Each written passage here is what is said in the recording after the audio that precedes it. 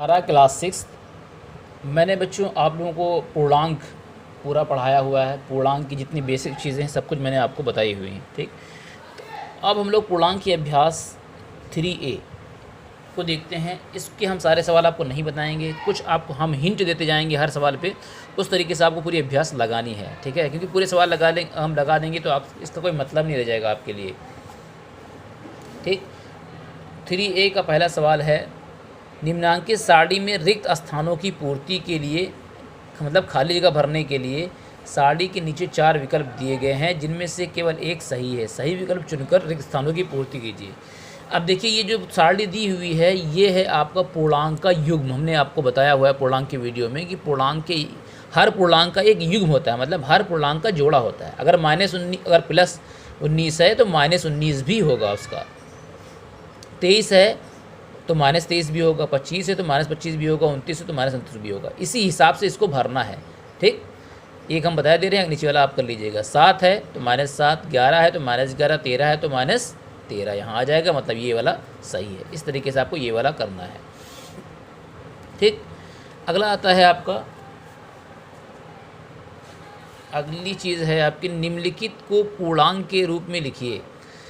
कह रहे हैं कि ये जो नीचे सवाल दिए हैं इनको पूर्णांकों के रूप में लिखिए। पूरब को धन दिशा, इसको हम करके दिखाते हैं थोड़ा। ये सवाल में इन्होंने कहा है कि पूरब को धन दिशा मानिए, जैसे कि हमने आपको पहले इसमें बताया हुआ है जब हमने आपको पढ़ाया था। फिर भी हम फिर से एक बार बता देते हैं आपको।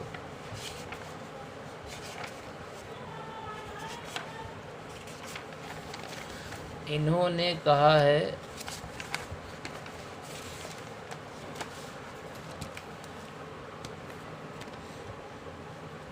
सवाल नंबर 2 में कहा गया है कि 3 में कि पूरब, ये पूरब किधर होता है। देखिए, ये होता है आपका उत्तर कॉपी पे, ये होता है दक्षिण, ये होता है पूरब, ये होता है पश्चिम। ठीक, तो इन्होंने क्या कहा है कि इसको धनात्मक मानना है, धन दिशा माननी है इसको। ठीक, और इसको भी धन दिशा माननी है। ठीक, मतलब ये +1 +2 +3 +4 होगा, और इधर पश्चिम में ये -1 -2 -3 होगा। इस तरीके से इधर ऊपर धनात्मक होगा, +1 +2 +3 +4, ये ऊपर धनात्मक होगा और ये नीचे ऋणात्मक होगा। ऐसे होता ही है। ठीक है, कि हम ऊपर पॉजिटिव लेते हैं, राइट हैंड पॉजिटिव लेते हैं, लेफ्ट में नेगेटिव और नीचे नेगेटिव लेते हैं, मतलब, और यहाँ पर 0 होता है। मतलब 0 से पीछे आएंगे, 0 से नीचे आएंगे तो हम कहाँ जाएंगे, माइनस में जाएंगे। तो इस चीज़ को देखते, ध्यान में रखते हुए अगला सवाल आपको लगाना है।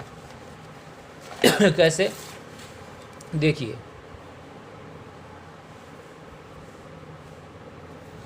निम्नलिखित को पूर्णांक के रूप में लिखना है। पूरब को धन दिशा माननी है, समुद्र तल से ऊंचाई को धन दिशा माननी है।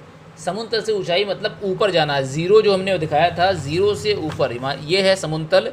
इसके जब ऊपर जाएंगे आप हम, तो हम धनात्मक लेते जाएंगे। अगर समुद्र तल से नीचे कहेगा तो हम ऋणात्मक लेंगे।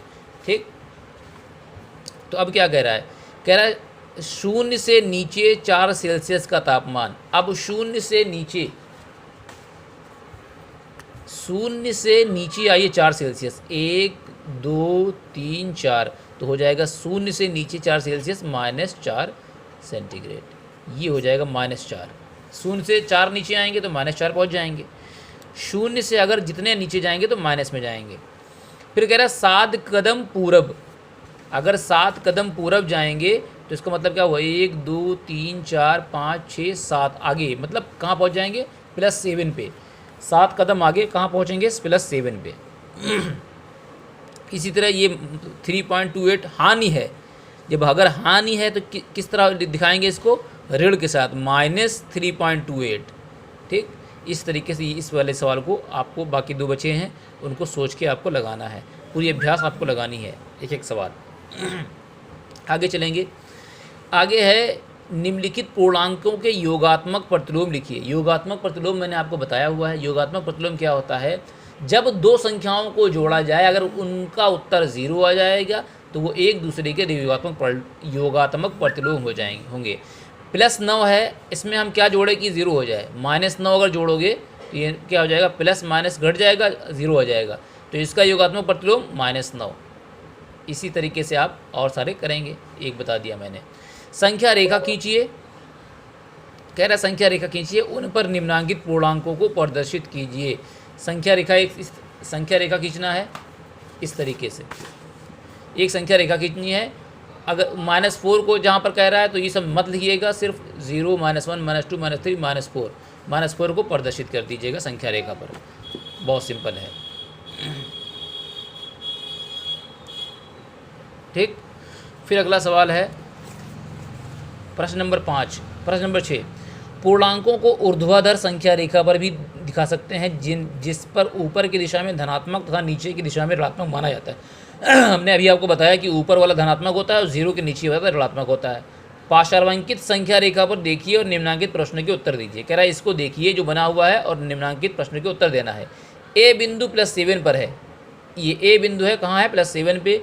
कौन सा बिंदु -7 है? अब यहाँ से आपको काउंट करना पड़ेगा, -1 -2 लिख के, -1 -2, ये है -3, बी है -3 पे, -4 -5, के है -5 पे, -6 -7, ई जो ई है वो है -7 पे। इसी तरीके से आपको करना है। बिंदु बी किस पूर्णांक को निरूपित करता है? बिंदु बी पूछ रहा है।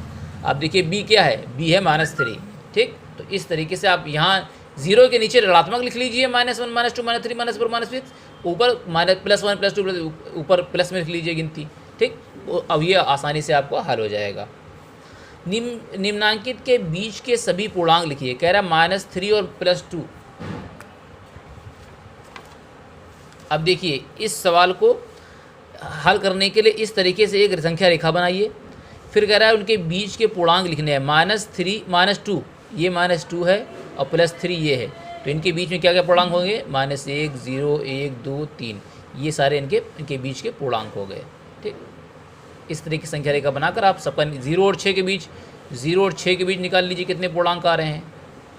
1 2 3 4 5 पूर्णांक आ रहे हैं, ठीक। सबके निकाल सकते हैं। इस तरह संख्या रेखा बनाकर क्वेश्चन नंबर 7 को सॉल्व कर सकते हैं। वीडियो बहुत बड़ा होता जा रहा है, इसलिए जल्दी जल्दी पढ़ाने की कोशिश करेंगे।